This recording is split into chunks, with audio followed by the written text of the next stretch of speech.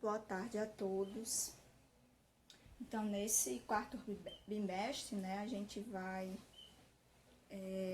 estudar um pouco sobre o funcionamento do metabolismo das plantas. Como teve algumas semanas que não teve aula e a gente acabou se atrasando, então resolvi dar logo, né, a morfologia, certo, das plantas. Morfologia e histologia das angiospermas. O que a gente vai ver aqui nesse capítulo? A gente vai ver alguns tecidos e células que compõem o interior das plantas. E a gente vai ver que essas células, elas são específicas para realizar o transporte de substâncias no interior das células. O que seria essa substância? Seria água, seria sais minerais, seria óleo. Então, todas essas substâncias que a gente consegue encontrar dentro da planta. Então, essas células que eu vou apresentar agora para vocês são responsáveis por essas funções. Então, dentro do interior das plantas, existem alguns tecidos, como por exemplo os tecidos meristemáticos ou meristemas, que como você pode ver aí, ó, na folha, cortando o interior da folha, a gente pode visualizar o corte transversal da folha. Nesse corte transversal a gente pode observar algumas estruturas, né, como aqui a epiderme, essa partezinha marrom. Essa parte vermelha e amarela são os tecidos condutores de seiva, que a gente vai ver quais são eles mais lá na frente. E os tecidos de preenchimento, que são os tecidos aí que preenchem os espaços vazios. A gente chama de tecidos de preenchimento. Outra característica que a gente pode observar aí nessa imagem, que esses tecidos, eles se diferenciam. Por exemplo, ó, na folha eles já se apresentam de forma diferente, no caule também e na raiz principalmente. Por quê, gente? Ó, aí na raiz, digamos que ela é a parte principal para a condução de seiva, principalmente de água. Então a raiz é quem vai retirar aí os sais minerais, a água do solo. Por isso que essa estrutura aí, os tecidos dela são bem diferentes. E ainda temos tecidos permanentes. Aí dentro desses tecidos meristemáticos, gente, a gente vai ver lá na frente alguns deles. Da mesma forma os tecidos permanentes. Vamos lá, os tecidos permanentes podem ser os tecidos de revestimentos, que eles vão revestir aí o interior das células. Um desses tecidos permanentes seria a epiderme, que essa epiderme, elas são células achatadas, juntapostas, possui grandes vacúolos e não possui cloroplastos. Tá aqui, gente, as células da epiderme de uma cebola observada, certo? Então, essas células, elas possuem núcleo, esses núcleos dá para visualizar, né, bem direitinho, só que só é possível visualizar através do microscópio. E tá aqui a parede celular. Lembrando, né, que as células vegetais, ela possui parede celular. Ainda dos tecidos permanentes, temos os tecidos de revestimento. Então, aí tem a estrutura aí do tomateiro, onde essa tomate está mostrando aí essas células. Essas células estão mostrando aí os tricomas, que esses tricomas, ele tem como função a proteção contra a perca de água. E esses tricomas, gente, eles são abundantes em plantas de clima quente. No caso aqui, por exemplo, as plantas aqui da caatinga, elas têm bastante essas células aí, os tricomas. Porque esses tricomas vão evitar aí a perca de água durante o período de escassez hídrica. Outro tecido de revestimento aí seria os estômatos. Muito interessante, gente, os estômatos, essa estruturazinha aí, ele está presente em sua grande parte no interior das folhas, certo? E é através dos estômatos, gente, que vai ocorrer as trocas gasosas e a perca de água. Quem são essas trocas gasosas? Durante a fotossíntese, a entrada de gás carbônico e a saída de gás oxigênio. E também a saída de vapor de água. Por onde que vai acontecer essas trocas? Através do estômato. Aqui seria o óstiolo, certo? Que é para a entrada e saída de vapores de água. Os estômatos, por sua vez, né, possuem cloroplasto, já que ele é uma das estruturas responsáveis pela fotossíntese. Então, quando eu digo que alguma estrutura possui cloroplastos, significa que essa estrutura participa da fotossíntese. Temos agora os tecidos permanentes, que seriam os tecidos condutores de seiva, que é por onde vai passar a água, por onde vai passar alguns solutos. Um desses tecidos condutores, gente, é o xilema. Aqui está representando a foto do xilema. Temos aqui células anelados, temos células pontuado, passagem da seiva bruta e temos aqui outro tipo de célula, espiralado. Então, gente, cada tipo de célula dessa tem uma função específica.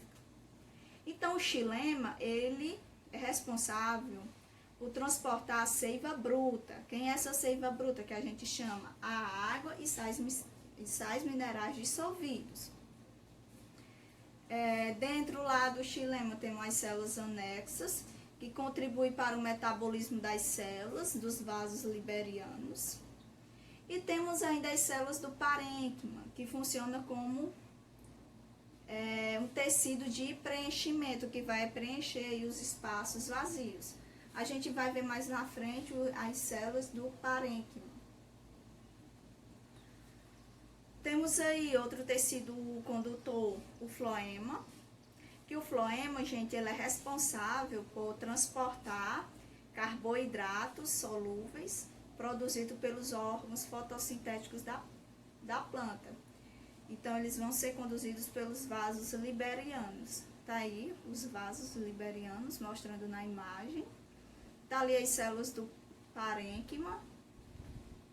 Aqui, olha. E tá aqui a passagem de seiva elaborada. Só lembrando que no xilema vai ser transportada a água e sais minerais. Já no floema vai ser transportado carboidratos solúveis produzido lá pela fotossíntese. Ou seja, gente, o floema é que vai ser responsável por transportar os produtos da fotossíntese.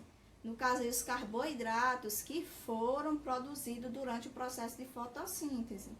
Então, o floema que vai ser responsável por transportar essas substâncias para o interior das células. As células dos frutos, onde tem os frutos, onde tem as flores, onde tem os galhos, certo?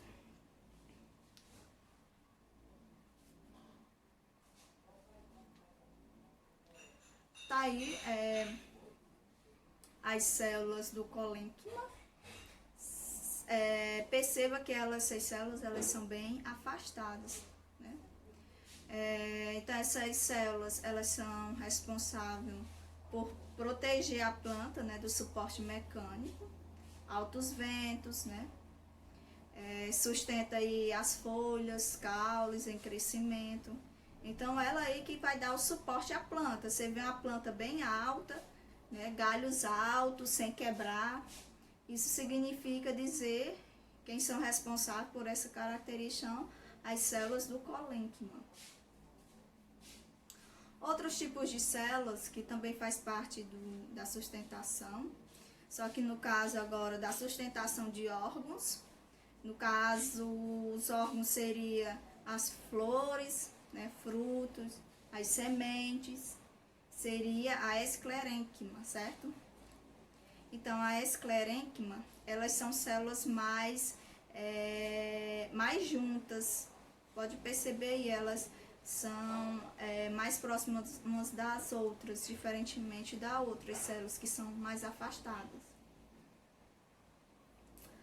ainda nos tecidos de preenchimento tem o parênquima arquífero, que ele é responsável, gente, por armazenar água no interior, principalmente aquelas plantas, como plantas de clima quente, como as plantas aqui da nossa caatinga. Que um dos exemplos dessas plantas seria os cactos. Então, se a gente cortar o caule do cacto, a gente percebe grande quantidade de água. E essa grande quantidade de água quem é responsável por armazenar é as células do parênquima.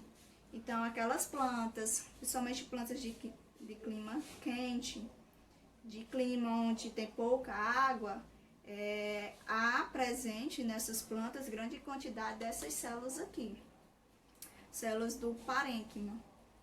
Temos aqui a célula, temos o feixe vascular, temos a epiderme. Aqui é um corte transversal em folha de gramínea. As células do parênquima assimilador em verde possuem cloroplasto e realizam fotossíntese. Entre o parênquima estão feixes de vasos condutores em cinza, na superfície da folha. E também está mostrando aí a epiderme. Outro tecido é o arênquima, que ela retém grande quantidade de ar. Perceba agora que esse arênquima, ele não é característico mais das plantas de clima seco. Ele já é característico, já vai estar presente em plantas aquáticas, como a Vitória régia, certo? Aquelas plantas que ficam flutuando na água. Vocês podem perceber no rio ou então em lagoas, aquelas plantas que estão em cima d'água. Então, elas só conseguem ficar daquela forma ali por conta do arênquima, por conta dessas células chamadas arênquimas, que ela retém grande quantidade de ar. Se ela retém grande quantidade de ar, então é possível que essas folhas dessas plantas fiquem flutuando. São exemplos, né, de plantas aquáticas para facilitar tanto a flutuação como a oxigenação da planta. Pois se essas plantas ficar submersas na água, elas não vão conseguir absorver o oxigênio. Por quê? Porque os estômatos vão ficar submersos na água, já que os estômatos eles são responsáveis pela entrada de gás carbônico e a saída de oxigênio. Então, como é que essa planta vai conseguir fazer a fotossíntese se esses estômatos estão submersos? E também para a oxigenação da planta, já que esse arênquima também vai estar presente nos caules das plantas, não só nas folhas, mas também nos caules. Temos os tecidos meristemáticos, que são os tecidos primários e secundários. Aqui temos uma célula vegetal mostrando as estruturas. Vocês percebam aí os cloroplastos, como é evidente. O vacúolo de suco celular, que esses vacúolos eles são encontrados principalmente em plantas de clima quente, para a absorção de água, reter a água no interior das células. E temos aí os cloroplastos, gente, que eu já falei para vocês. Os cloroplastos são essas estruturinhas verdes, que eles são responsáveis pela captação de luz para a realização da fotossíntese. Temos aí os tecidos meristemáticos primários, que são formados por células originadas do embrião, relacionada ao crescimento da planta. Então, já os meristemas secundários, eles são formados por células já adultas, e elas já são bem diferenciadas, que readquirem a capacidade de visão, uma diferença entre eles dois. O primário são formados por células embrionárias, as primeiras células no desenvolvimento da planta, e as secundárias aí já são células adultas que conseguem se diferenciar em outras células, certo? Esse capítulo, gente, eu vou mostrar ele, eu vou passar ele até aqui, porque depois desses tecidos que eu mostrei aqui para vocês, vem a parte da raiz, dos caules, das folhas. Então, ele vem diferenciando aí os tipos de raiz, os tipos de caule, certo? Os tipos de folha, os tipos de fruto. Então, vocês podem até dar uma lida nesse conteúdo, mas ele não vai ser cobrado aqui no quarto bimestre não, certo?